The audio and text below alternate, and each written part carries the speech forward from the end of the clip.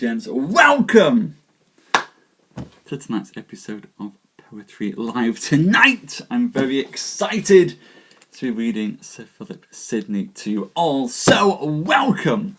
We're going back in time. So, hello, Candyman. Hello, Taz. Hello, Sarah. Hello, Herbert. Come in and welcome. For I'm glad to be back in town. Thank you very, very much. Hello, Marabont. Come in, welcome. I've missed you guys. I missed you all like crazy last week. It was not fun sitting around feeling like this. Well, thank you, Jay. That's very kind of you. It's wonderful to see you again. Come on, welcome back. Group hug, everyone. Or as much of a group hug as we can do on Periscope. The sentiment's there, that's the important thing. And we're back into doing all of this wonderful, wonderful stuff.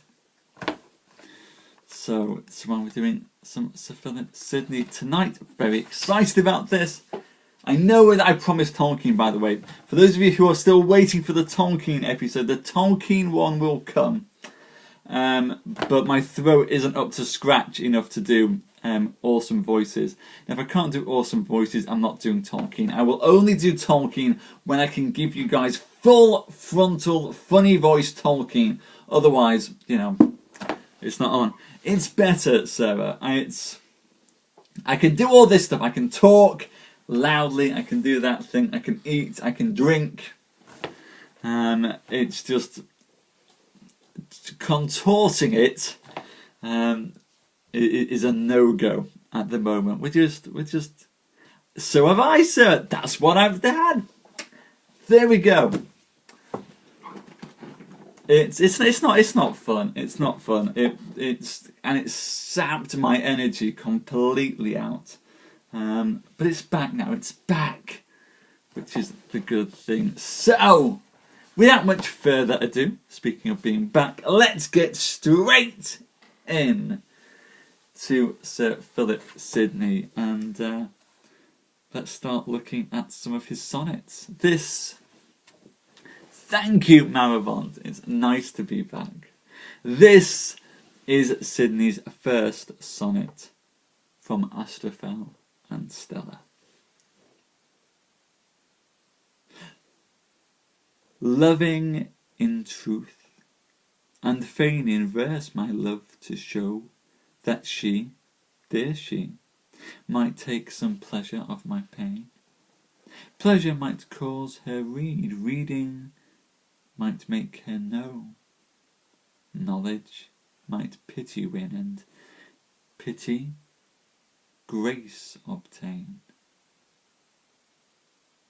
I sought fit words to paint the blackest face of woe, studying inventions fine, her wits to entertain, oft turning others' leaves to see if thence would flow some fresh and fruitful showers upon my sunburned brain. But words came halting forth, wanting invention's stay. Invention, nature's child, fled step dame, study's blows, and others' feet still seemed but strangers in my way.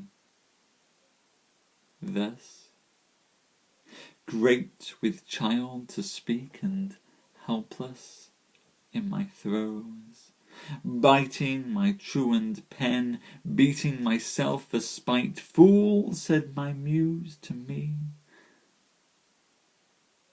look in thy heart and write.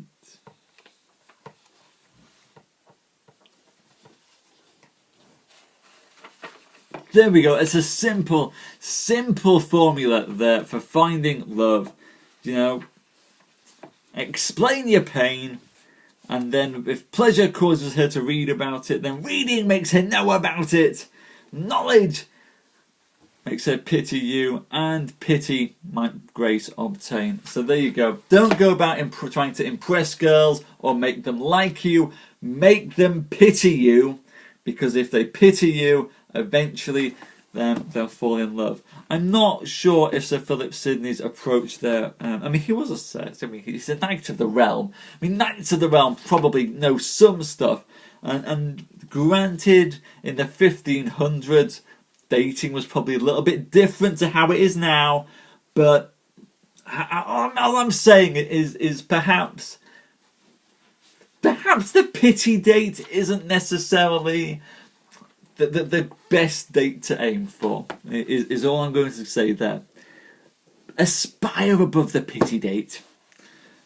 Anyway, let's do another sonnet.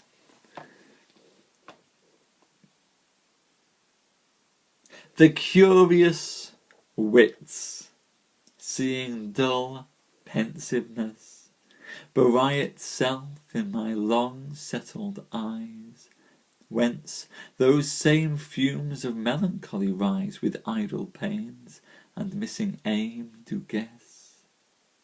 Some that know how my spring I did address deem that my muse some fruit of knowledge plies. Others, because the prince my serious tries, think that I think state errors to redress, but harder judges judge ambition's rage.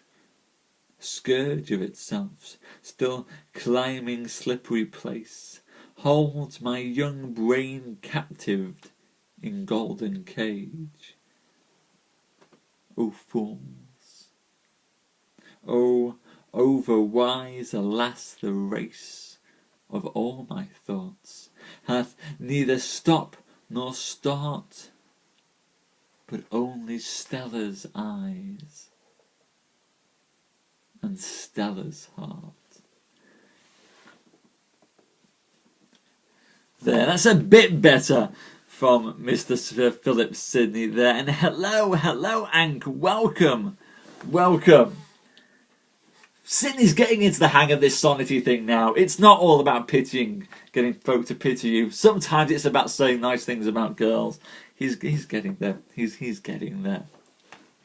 In fact, yeah, I'm a bit harsh on Philip Sidney. I'm quite fond of Sir Philip Sidney. Sir Philip Sidney. It was he, not William Shakespeare, who. No, I haven't read that, Sarah. Can you tweet me a link to that? Tweet me a link to that.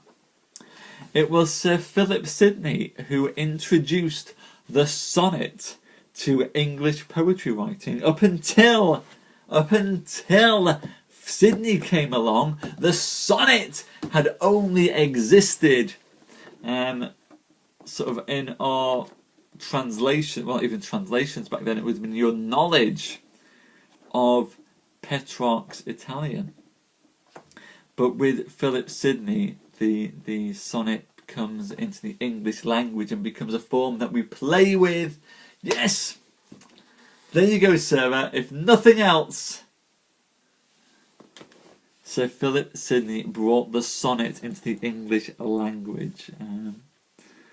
And then, of course, give it 100 years or so, and it becomes widely, massively popularised by Shakespeare. But Sidney got there first. With how sad steps, a moon, thou climbst the skies, how silently and with how wan a face. What may it be that even in heavenly place that busy archer his sharp arrows tries? Sure, if that long with love acquainted eyes can judge of love, thou feel'st the lover's case. I read it in thy looks, thy languished grace. To me that feel the like, thy state descries. Then, even of fellowship, O moon, tell me, is constant love deemed there but want of wit? Are beauties there as proud as here they be? Do they above love to be loved, and yet those lovers scorn whom that love doth possess? Do they call virtue their ungratefulness?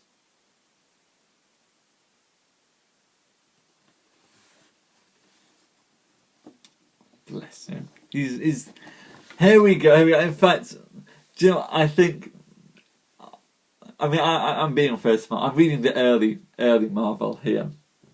Partly because his endings are lovely. And actually, being a big fan of Petrarch, you can almost see what Marvel's doing here. He's trying out those similar themes that Petrarch has tried. Obviously, Petrarch was a master of the form, and though Sidney has some very interesting sonnets, I mean, you can only have one master, and Petrarch was the master. And in here, I think, in these early sonnets from Astrophel and Stella, you can see Sidney starting to play with the form. You know, we've had that opening naive sonnet of him testing the bounds of it. You know, what does love feel like when you express it in a sonnet? Then you've got his second sonnet, which comes in with, well, can it be used to idealize the eyes of a woman? And then we have this, oh, can I take love and cast it out and to compare it against the moon in some twilight apostrophe? I think that's what we see here. We see him almost, you know, he's just testing the waters. He's playing what works well with a sonnet. Hello, Frank. Welcome back. How are you? How have you been? I'm feeling much better. Thank you very much, Frank. How are you? Sarah, I have written many a sonnet. It's my favourite poetic form to write. I love the sonnet. You can't, Frank. You can't. This, you know, if this grows much bigger, it's going to actually become a national treasure of some sort. Oh, Sarah, you should try them. You should try them. They're wonderful things to go for. A small lock of it, Frank. That might be as best as you'll get. A small lock of it. Not the main thing. Actually, what I was hoping is if Disney continues at this rate of making and remaking all their classic films as being live action type things, I figure if I dye my hair blonde, I could probably get away as being the Cowardly Lion at this point. Have to take the glasses off, but without the glasses and the big hair, I might be able to do the Cowardly Lion. Anyway, here is a fourth sonnet.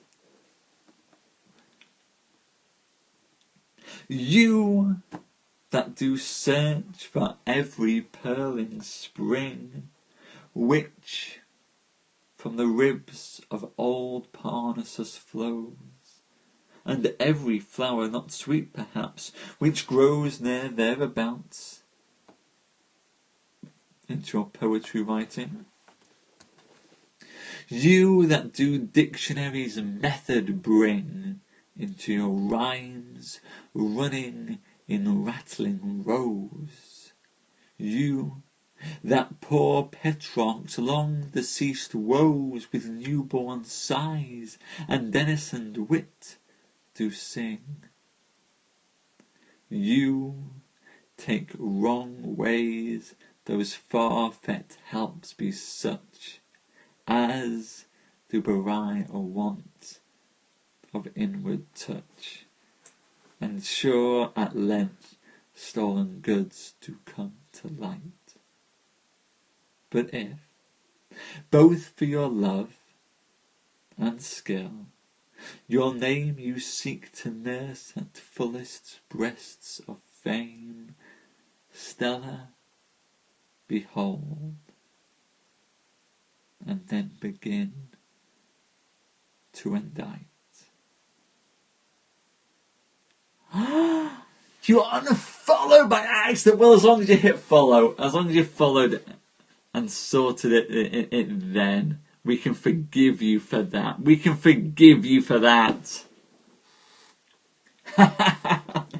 Frank, I will take you up on the razor. I should have I should have shaved. It's kind of at that stage, but it really desperately needs a shave at this moment. But the flip side is I hate shaving, and my skin with the tonsillitis has been very, very sensitive. I really was in an awful state last week, so I didn't want to do. Kind of just been sat in salt baths, not wanted to do too much at all. And so now you're stuck with me in this thing. Well, I'm sure it will get better, Bocan. Just hang around. It will hang around. Speak it, read it. It will improve. Is the magical thing. And there in that poem there, we see Sir Philip Sidney making reference to that great master of the sonnet, Petrarch, as he goes and comments on the nature itself of these wonderful, wonderful things, and what loves and feelings these poems contain. Frank, you keep those scissors away. Be terrified, having nightmares all night. Anyway, here's one that's a little bit more developed. This is The Highway. Excellent. They're wonderful poems to study, Naomi. Wonderful, wonderful poems. Highway. Since you my chief Parnassus be, and that my muse to some ears not unsweet tempers her words to trampling horses' feet more oft than to a chamber melody. Now, blessed you, bear onward, blessed me to her, where I my heart's safe lift shall meet. My muse and I must of duty greet with thanks and wishes, wishing thankfully. But you, still fair, honoured by public heed, by no encroachment wronged, nor time forgot, nor blamed for blood, nor shamed for sinful deed. And that, you know, I envy you no lot. Of highest wish I wish you so much bliss. Hundreds of years you Stella's feet may kiss. And that is The Highway. One of those rare named poems. And I think that we see, if you compare that to the early Philip Sidney, that is a far more rounded, mature sonnet that we get there. We see he's stopped playing. Thank you, Nemi. I'm glad. And hello, Tanya. Hello, welcome. Come in. I'm glad you guys enjoyed that. That is a far more confident poet there in Sir Philip Sidney. That's his voice as opposed to that Petrarch imitation. Anyway.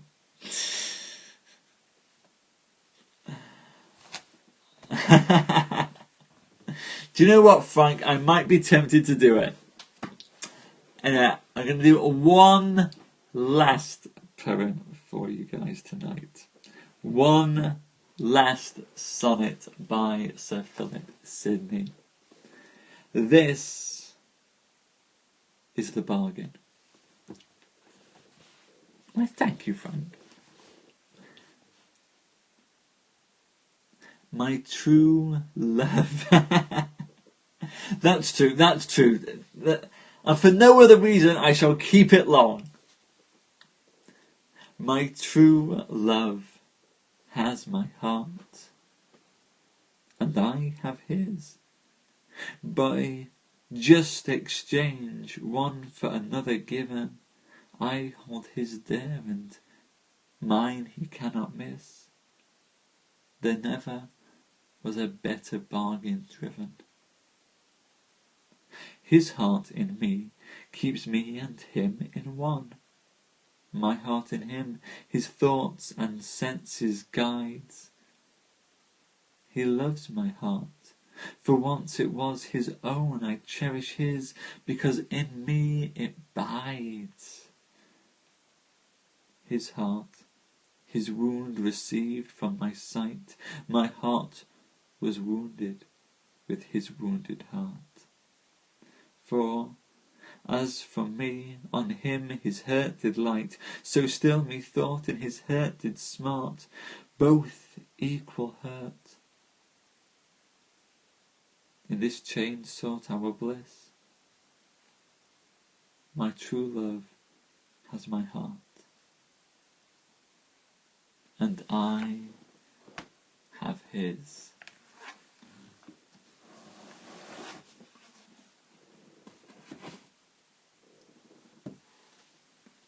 There, that, ladies and gents, rounds up Sir Philip Sidney for the evening. And it's been wonderful, truly wonderful to share that with you all. So thank you so much for coming, everyone. Welcome back after last week as well.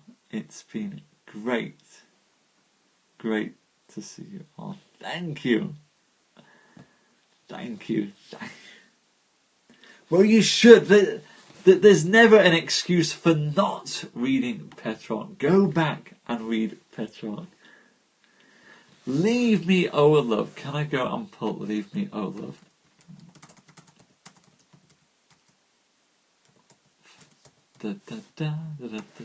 I will see, we'll see. Shall I do an encore? Here we go. Because it's popped up quickly and easily, let's go for Leave Me, oh love. You're very welcome. Here we go for an encore. He says,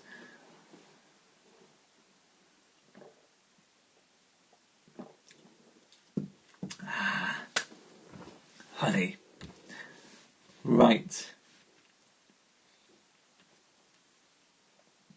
Leave me, oh love, which reachest but to dust, and thou, my mind, aspire to higher things, grow rich in that which never taketh rust.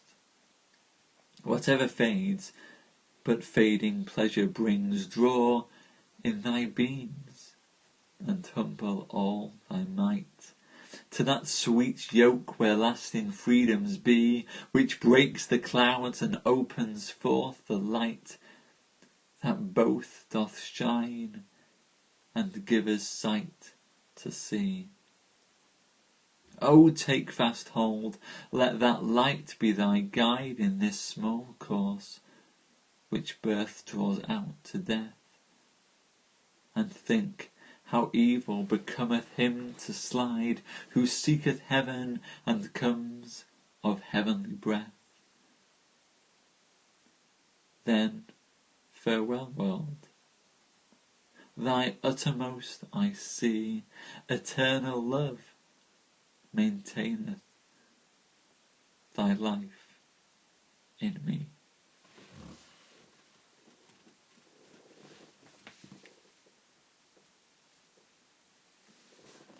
There we go. Leave me, O love, which reachest but to dust.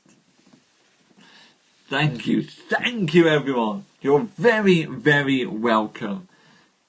It was a most enjoyable encore to read. So thank you, and hello Sean, hello! Welcome. Thank you for suggesting that, Ank. Hello Queen, welcome. You've just tagged in at the end, but I hope you're well. As I say, I missed you guys last week. It was naff. It was proper naff not being able to come on here and do stuff. Just don't do it again. Don't do it again. It's wonderful, wonderful to be back with you all. That's okay, Sean.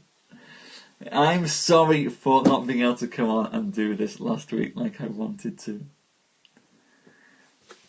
But I'll do it. It's a good show, Queen.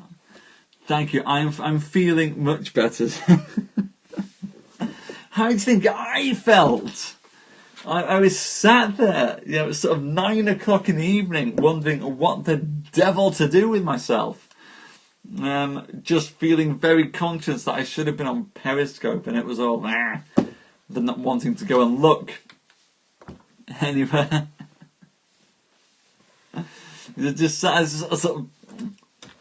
I had to kind of switch off the internet last week. If I couldn't use it for fun stuff, I wasn't going to use it for anything at all. Really, it was as you do sometimes. I was